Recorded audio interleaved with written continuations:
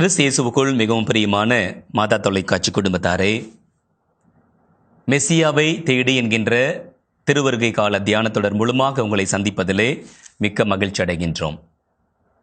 மெசியாவை தேட இறைவார்த்தை நமக்கு மிகப்பெரிய பக்கபலமாக இருக்கின்றது. மெசியாவை தேடுகின்ற இந்த பயணத்திலே மெசியா அனுபவத்தை பெற்றுக்கொள்ள இறைவார்த்தை நமக்கு வாய்ப்புகளுக்கு மேல் வாய்ப்பை தருகின்றது. அதில் மிக முக்கியமான இடம் வகிக்கின்ற இந்த இறைவார்த்தை பகுதியை இப்பொழுது நாம் கவனமுடன் கேட்போம். திருத்தூதர் பவுல் பிலிப்பியருக்கு எழுதிய திருமுகத்திலிருந்து வாசகம். அதிகாரம் 2, இறை வார்த்தைகள் 6 முதல் 11 முடிய. கடவுள் வடிவில் விளங்கிய இயேசு கடவுளுக்கு இணையாயிருக்கும் நிலையை வலிந்து பற்றி கொண்டிருக்க வேண்டியதொன்றாக கருதவில்லை. ஆனால் தம்மையே வெறுமையாக்கி அடிமையின் வடிவை ஏற்று மனிதருக்கு ஒப்பானார். மனித உருவில் தோன்றி சாவை ஏற்கும் அளவுக்கு, அதுவும் சிலுவை சாவையே ஏற்கும் அளவுக்கு கீழ்ப்படிந்து தம்மையே தாழ்த்திக் கொண்டார். எனவே கடவுளும் அவரை மிகவே உயர்த்தி எப்பெயருக்கும் மேலான பெயரை அவருக்கு அருளினார். ஆகவே இயேசுவின் பெயருக்கு விண்ணவர், மன்னவர், கீழுலகோர் அனைவரும் மண்டியிடுவர். தந்தையாம் கடவுளின் மாட்சிக்காக இயேசு கிறிஸ்து ஆண்டவர் என எல்லா நாவுமே அறிக்கையிடும். இந்த பாடலுடைய வரிகள் நமக்கு பலருக்கு மனப்பாடமாய் தெரியும். சிலர் அந்த பாடலை பாடும்போதே கண்ணீர் சிந்தி அழவும் அக்களிக்கும் செய்வார்கள் என்றால் அதில் மிகை கிடையாது. அவ்வளோ அருமையான ஒரு இனிமையான ஒரு பாடல். பவுல் தன் கடிதத்தில் எழுதுவதற்கு முன்னைய காலகட்டத்திலிருந்தே திருச்சபையினரால் ஜெபிக்கப்படுகின்ற ஒரு பாடல் என்றும் சொல்லுவார்கள்.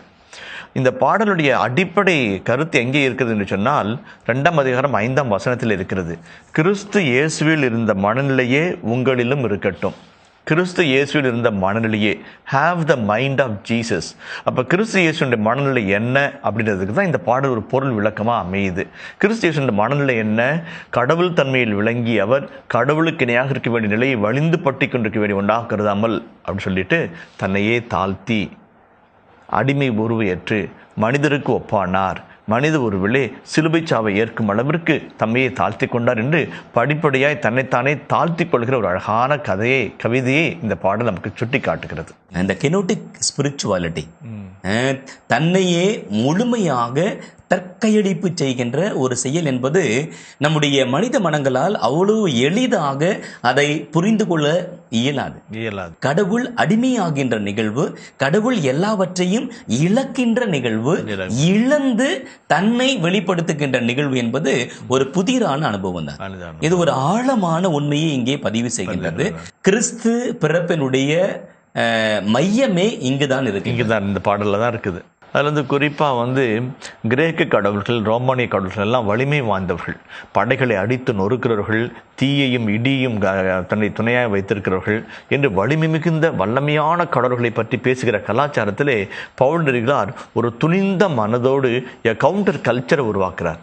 நியூ தியோடிசி, தன்னையே வெறுமையாக்குகிற, தற்கையளிப்பு செய்கிற, சுயமறுப்பு செய்கிற, வெறுமையாக்கிக் கொள்கிற ஒரு கடவுள் என்பது கனவிலும் நினைத்து பார்க்க முடியாத ஒரு இது. அதை நம்ம நினைச்சு பார்த்தோம்னாக்க சாமியே தன்னை தாழ்த்திக்கிட்டாரு. நம்மளுக்கு எதுக்கு ஈகோ, நமக்கு எதுக்கு அகங்காரம், நமக்கு எதுக்கு ஆணவம் அப்படின்னு ஒரு எண்ணம் நமக்குள்ள வந்துச்சு அப்படின்னாக்க அன்னைக்கு தான் அந்த கிறிஸ்மஸ் ஸ்பிரிட்டை நம்ம வாழ்கிறோன்னு அர்த்தம். அடிமை நம்ம போனோம் அப்படின்னா அதனுடைய மூல வார்த்தைக்கு தூலோஸ், தலைவனுடைய வார்த்தையை கேட்கின்றவர், தலைவர் என்ன சொல்கிறாரோ அதை செய்கின்றவர், எப்பணியையும் செய்ய தயாராக இருக்கின்றவர். அங்கு ஈகோவுக்கோ நான் என்கின்ற எண்ணத்திற்கோ அல்லது மாற்று சிந்தனைகளுக்கோ எதுவுமே இடம் கிடையாது. முழுக்க முழுக்க தலைவரை மையப்படுத்துகின்ற வாழ்க்கை, தலைவருக்காக செயல்படுகின்ற வாழ்க்கை. அந்த மனநிலை தான் கிறிஸ்துவின் மனநிலையாக இருக்கின்றது. இந்த கெனோட்டிக் ஸ்பிரிச்சுவாலிட்டியே எதன் நிமித்தமாக? அன்பின் நிமித்தமாக, மக்கள் மீது வைத்திருக்கின்ற அன்பின் நிமித்தமாக, மக்களுக்கு மீட்பை கொடுக்கக்கூடிய அன்பின் அடித்தளமாக தான் இந்த கெனோட்டிக் ஸ்பிரிச்சுவாலிட்டி இருக்கின்றது. ஒன்று, கிறிஸ்து கடவுளை துள்ளத்துக்கு பணிந்து தன்னையே வெறுமையாக்கிக் கொள்கிற ஒரு நிலையை நம்ம பார்க்கிறோம்.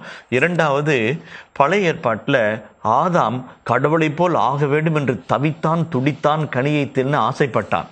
ஆனால் அதே கிறிஸ்து கடவுள் தன்மையில் இருந்தும் தன்னையே வெறுமையாக்கிக் கொள்கிற ஒரு மகத்தான நிகழ்வு நம்ம பார்க்கிறோம். நம்மை நாமே தாழ்த்தும் பொழுது கடவுள் நம்மை உயர்த்துகிறார். ஆகவே தான் கிறிஸ்து இந்த பாடலே அழகாக சொல்லப்பட்டிருக்கிறது. கடவுளும் அவரை மிகவே உயர்த்தி எப்பெயருக்கும் மேலான பெயரை அவருக்கு அருளினார்.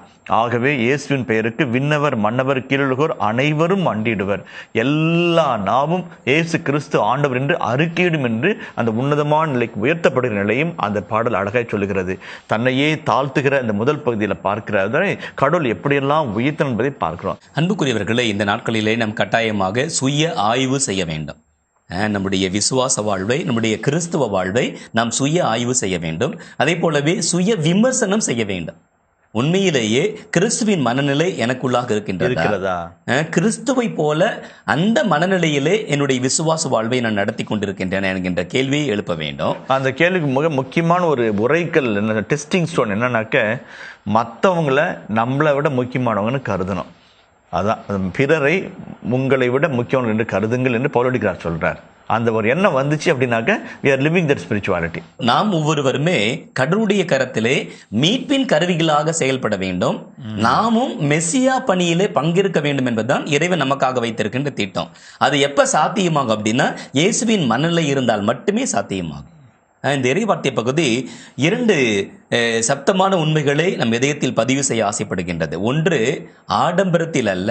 இரண்டாவது, அதிகாரத்தில் அல்ல. மாறாக தாழ்ச்சியிலும் ஆழமான அன்பிலும் தான் இந்த மெசியாவை நாம் அடையாளம் கண்டு கொள்ள முடியும், மெசியாவை நாம் பிரதிபலிக்க முடியும் என்கின்ற செய்தி இங்கு சப்தமாக நமக்கு வைக்கப்படுகின்றது.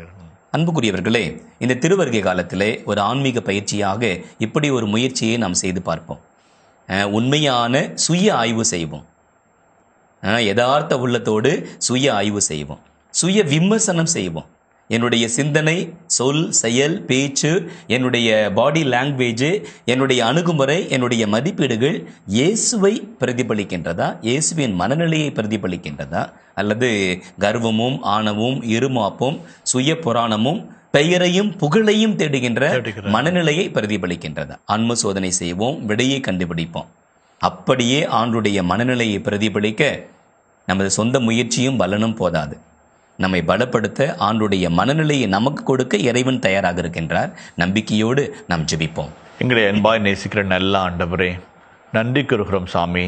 தம்மையே தாழ்த்தி வெறுமையாக்கி கொண்ட கிறிஸ்துவை கண்முன்பாக இருத்துகிறோம் சாமி. மனு உருவாகி அதுவும் சிலுவை சாவியை ஏற்கும் அளவிற்கு தன்னையே தாழ்த்தி கொண்ட கிறிஸ்து எங்களுக்கு இன்று அழகான பாடமாய் மாறுகிறார். கிறிஸ்து பிறப்பின் பெருவிழாவின் நாட்களை நெருகி கொண்டிருக்கிற எங்களுக்குள்ளாய் ஒரு புதிய எழுச்சியும் புதிய சிந்தனையும் தருவீராக. பிறரை, மற்றவர்களே எங்களை விட முக்கியமானவர்களாக கருதும் நல்ல மனப்பக்குவத்தை தருவீராக. கிறிஸ்து இயேசு தம்மையே தாழ்த்தி வெறுமையாக்கி கொண்டது போல எங்களையும் தாழ்த்தி வெறுமையாக்கி கொள்ள அருள் தாரும். எங்களுக்குள்ளாய் வழிந்து நிற்கிற அகங்காரம், ஆணவம், ஈகோத்தனம் இவைகளை அறவே ஒழித்துவிட்டு குழந்தை போன்ற எளிய உள்ளத்தோடு உம்மை அணுகி வர அருள்வீராக. ஆண்டவரே, யார் மீதாவது மனத்தாங்களாய் இருந்தால் விட்டு கொடுத்து இறங்கி போய் நாங்களே மன்னிப்பு கேட்டு உறவை சரி செய்து கொள்ளும் நல்ல உள்ளத்தை உங்களுக்கு தருவீராக. கிறிஸ்து பிறப்பின் காலம் உண்மையான தாழ்ச்சியினால் வருகின்ற மகிழ்ச்சியின் காலமாக அமைய எங்களுக்கு அருள்வீராக. என்று வாழும் இயேசு வழியாகவே உம்மை மன்றாடுகிறோம். ஆமென். அன்புக்குரியவர்களே, மீண்டும் மெசியாவை தேடி என்கின்ற இந்த தொடர் நிகழ்வின் மூலமாக உங்களை சந்திக்கின்ற வரை உங்களிடமிருந்து அன்போடு விடைபெற்று மகிழ்கின்றோம். இயேசுவுக்கே புகழ், இயேசுவுக்கே நன்றி. மரியே வாழ்க.